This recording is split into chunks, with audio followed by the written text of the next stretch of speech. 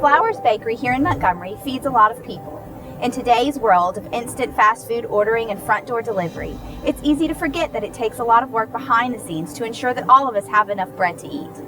In Matthew chapters 14 and 15, Jesus and his disciples find themselves with crowds of people in out-of-the-way places where food is not so easy to come by.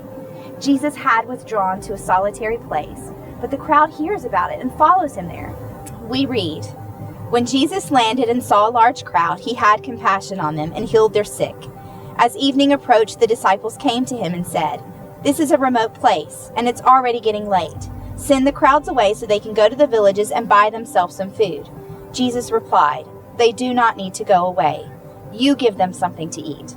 'We here have only 5 loaves of bread and 2 fish,' they answered. 'Bring them here to me,' he said, and he directed the people to sit down on the grass. Taking the 5 loaves and the 2 fish and looking up to heaven, he gave thanks and broke the loaves.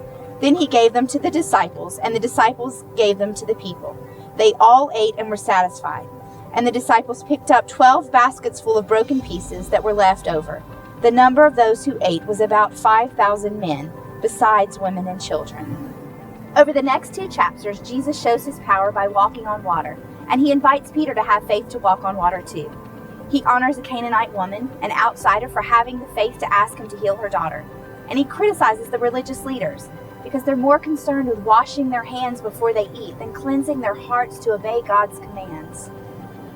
Then at the end of chapter 15, he's back in a similar situation as where we started. A remote place, a crowd with no food, and a challenge to his disciples to feed them. Once again, he feeds over 4,000 people with just 7 loaves of bread. And once again, there's plenty left over. Jesus is running a different kind of bakery, it seems. One where faith, not scarcity, is the driving force, and one where feeding the heart is as important as feeding the belly.